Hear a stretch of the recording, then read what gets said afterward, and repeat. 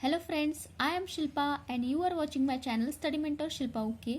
So friends, आज के video में हम UIIC असिस्टेंट 2024 का एनालिसिस देखने वाले हैं, जो कि मैंने कल पेपर दिया था 6 फरवरी 2024 को। मेरा पेपर जो था वो 3:30 PM की शिफ्ट में था। ठीक है, सो देखिए, सबसे पहले बात करेंगे रीजनिंग की। सो रीजनिंग में 3 पजल्स आए थे। उसमें देखिए, पजल में 8 फ्लोर्स वाला पजल था, मतलब वीक एंड डेज बेसिस पर, मंडे टू संडे ऐसा था, एंड उस पर 8% को आपको बिठाना था। ये था 5 मार्क्स का। ठीक है, नेक्स्ट है month end date based puzzle. उसमें 2 डेट्स दिए थे, जैसे 7 एंड 16, मतलब एक डेट जो थी वो ऑड नंबर था एंड एक डेट जो थी वो इवन नंबर, ऐसे मंथ बेस पर दिया था। 4 मंथ दिए थे एंड वो उसमें भी 5 क्वेश्चन थे। ठीक है, नेक्स्ट है स्क्वेयर पजल। उसमें इन एंड आउट पर्सन देख रहे थे, मतलब स्क्वेयर बेस पर 4 लोग कॉर्नर पर बैठे थे एंड 4 लोग मिडल पर, उनका फेस 4 लोगों का इनसाइड एंड 4 लोगों का आउटसाइड, ऐसा एक पजल दिया था, वो भी इजी था। ठीक है, नेक्स्ट हम बात करेंगे इनइक्वालिटीज़ की। तो इसमें बहुत ही इजी था। उसमें 3 क्वेश्चंस थे एंड ब्लड रिलेशन, उसमें भी 3 क्वेश्चंस थे। ठीक है, नेक्स्ट है अल्फा न्यूमेरिक सीरीज। तो वो भी बहुत ही इजी था। एंड नेक्स्ट सीरीज जो थी वो थी वर्ड बेस्ड सीरीज, मतलब जैसे PQR STU XZW, ऐसे जैसे 5 वर्ड्स दिए रहते हैं, वो था। फिर उसको यहाँ पे मैंने गलती से नीचे लिख लिया, ये आप देख लीजिए, जैसे vowel change to next letter and consonant change to previous letter, फिर उसको अल्फा न्यूमेरिक सीरीज में बिठाओ, इस तरह का था। ठीक है, नेक्स्ट है मीनिंगफुल वर्ड एंड नेक्स्ट है ऑड वन आउट पेयर, जैसे अल्फ़ाबेट्स दिए थे, मतलब PQR STU फिर ZWA, तो ये एक ऑड हो गया। ठीक है, उस तरीके से ऑड वन एक पेयर था, वो भी था। मीनिंगफुल वर्ड का जो क्वेश्चन था वो एकदम लास्ट में था, वो मैंने सॉल्व नहीं किया है। ठीक है, एंड नेक्स्ट था वन वर्ड, मतलब जैसे how many letters between them as per alphabetical order, तो ये भी बहुत ही ईजी था।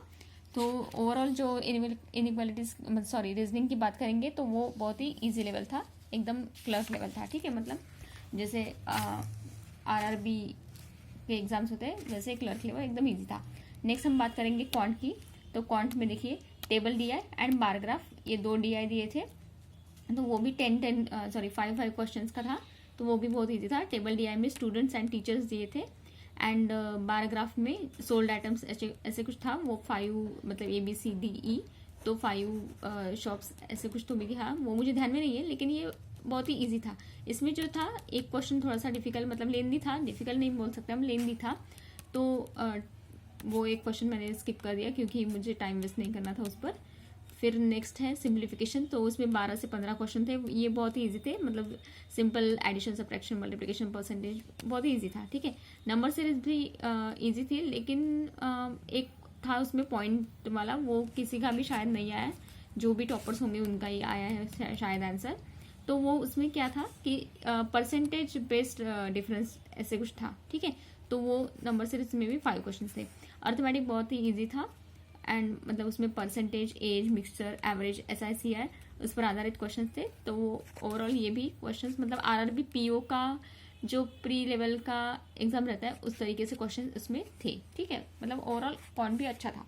नेक्स्ट हम बात करेंगे इंग्लिश की। तो इंग्लिश में मैं आपको बताऊँ तो अगर आपका इंग्लिश अच्छा है तो बहुत ही अच्छी बात है, ये बहुत ही स्कोरिंग सब्जेक्ट हो सकता है। ठीक है, क्योंकि इसमें क्या था कि ये वाला जो इंग्लिश के क्वेश्चन थे वो बहुत ही इजी थे। देखिए, सबसे पहले तो दिया था पैराग्राफ जम्बल्स, मतलब पैरा जम्बल्स, उसमें 5 सेंटेंसेस है, वो स्टोरी बेस्ड था, मतलब एक प्रिंसेस है एंड उसका नाम ये था, वो एक दिन गैलरी पर खड़ी थी, तो वहाँ पे एक बर्ड आया, फिर दोनों ने गाना गाया, फिर पूरा विलेज जो आराम से सो गया, इस तरीके से कुछ स्टोरी बेस्ड था पैरा जम्बल्स। तो वो 5 क्वेश्चन थे, वो बहुत ही इजी था। ठीक है, नेक्स्ट हम बात करेंगे RC की। तो RC में 10 क्वेश्चन थे, ये भी स्टोरी बेस्ड था, मतलब एक जाइंट आ गया किसी विलेज में, तो वहाँ का जो राजा था वो बहुत ही लेजी था, तो वो उनकी बातें नहीं सुनता था विलेजर्स की, तो वो एक वाइज मैन था उस गाँव में, उसके पास गए, फिर उन्होंने उसका सोल्यूशन निकाला, इस तरीके से, मतलब बहुत ही अच्छा स्टोरी बेस्ड क्वेश्चन था, तो बहुत ही ईजी था। और उसमें 2 शब्द दिए थे, एक वेलर था एंड एक था प्रोब्ड। वेलर का मतलब होता है बहुत ही धैर्यवान होना, तो उसमें एंटोनिम्स ढूंढना था, तो उसका आंसर था कॉवर्डाइज। ठीक है, एंड प्रोब्ड मतलब क्वेश्चन पूछना। ठीक है, तो उसमें एंटोनिम्स सिनोनिम्स ढूंढना था, तो ये 2 क्वेश्चन थे RC में। ठीक है, मतलब वोकैब बेसिस पर।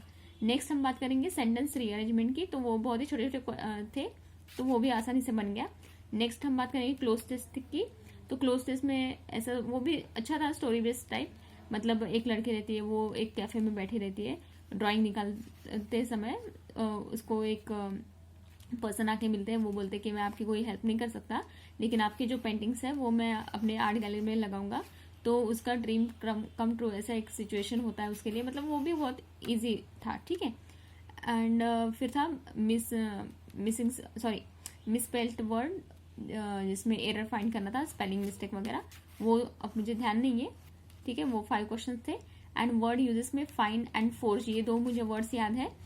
तो वर्ड यूजेस में मतलब इसमें से किस में करेक्टली यूज किया है या करेक्टली यूज नहीं किया है, ऐसा कुछ फाइंड करना था, वो मुझे अब ध्यान में नहीं है। तो वर्ड यूजेस वाले ये 2 वर्ड्स थे, ठीक है, क्वेश्चन में। फिर था क्लोज टेस्ट, तो क्लोज टेस्ट भी बहुत ही ईजी था, वो भी आराम से मतलब अच्छे से बन गया। तो वो मतलब ये जो भी थेरोटिकल मतलब हम क्या बोलेंगे उसे, जैसे RCN, पैराजम्बल्स, क्लोज टेस्ट वगैरह था, वो सब एकदम इजी मतलब स्टोरी बेस्ड था, ठीक है। फिर कंप्यूटर की बात करेंगे, तो कंप्यूटर भी बहुत ही इजी था। मतलब hardware, software, virus, shortcut keys etcetera उस पर आधारित, मतलब वो भी बहुत इजी था। इस एग्जाम में सबसे मतलब टफेस्ट सेक्शन जो हम बोल सकते हैं, टफेस्ट तो नहीं बोलेंगे, लेकिन मतलब अगर स्कोरिंग मतलब जो भी टॉपर्स उसमें से चुने जाएंगे, तो वो तो मुझे लगता है कि करंट अफेयर्स के बेसिस पर ही होगा, क्योंकि ये तो सब बाकी सब इजी था, आसानी से बन रहा था। लेकिन जीए जो था तो वो बहुत ही मतलब ट्रिकी था, ऐसा मैं बोलूँगी। क्योंकि देखिए, जैसे मान के चलिए सुकन्या समृद्धि योजना पर एक क्वेश्चन आया था। वो क्वेश्चन क्या था कि बेसिस पॉइंट इंक्रीज कितना हुआ है। अब सिंपली हमने क्या पढ़ा है कि मुझे इसका आंसर ये पता था कि 8.2% का इंक्रीज हुआ है, लेकिन बेसिस पॉइंट भी ध्यान रखना था, ठीक है। शायद उसका आंसर 10 बेसिस पॉइंट है, वो मैंने बाद में दिखा। तो वो मतलब ट्रिकी क्वेश्चन थे। फिर बीमा भरोसा योजना पर एक क्वेश्चन था। भारत रत्न अवार्ड जैसे हमने अभी पढ़ा, तो हमने क्या पढ़ा कि सिर्फ लाल कृष्ण आडवाणी जी एंड कर्पूरी लाल ठाकुर जी को मिला है। तो हम सिंपली ये MCQ टाइप पढ़ के जाते हैं, लेकिन हमें ऐसा नहीं करना है, क्योंकि भारत रत्न अवार्ड पर वहाँ पे 5 सेंटेंस दिए थे कि इनमें से अब कौन सा सेंटेंस गलत है वो आपको फाइंड करना है, ठीक है। कि जैसे भारत रत्न एक साल में 3 ही इंसानों को दे सकते हैं, ऐसे कुछ था। तो वो थेरोटिकल टाइप था, तो उसमें से मतलब सेंटेंस बेस्ड टफेस्ट था, ठीक है। फिर एक आया था क्वेश्चन पीएम जनमन योजना पर, ट्राइबल ग्रुप्स के लिए वो होता है वो। एंड फिर था इंश्योरेंस प्राइवेटाइजेशन किस ईयर में हुआ था, ऐसे टाइप्स के क्वेश्चन थे। तो एंड एक और एक पेसर का फुल फॉर्म मतलब सी का क्या उसमें वर्ड होगा, तो वो इस टाइप के क्वेश्चंस वो जीए में आए थे। तो जीए सेक्शन में थोड़ा सा कहूँगी कि लेंदी था, ठीक है। सो फ्रेंड्स, ये था हमारा analysis of UISC assistant. And आपको अगर कोई भी क्वेरी है तो आप कमेंट सेक्शन पे पूछ सकते हैं। And friends, please subscribe to my channel and video को लाइक कर दीजिए। Thank you.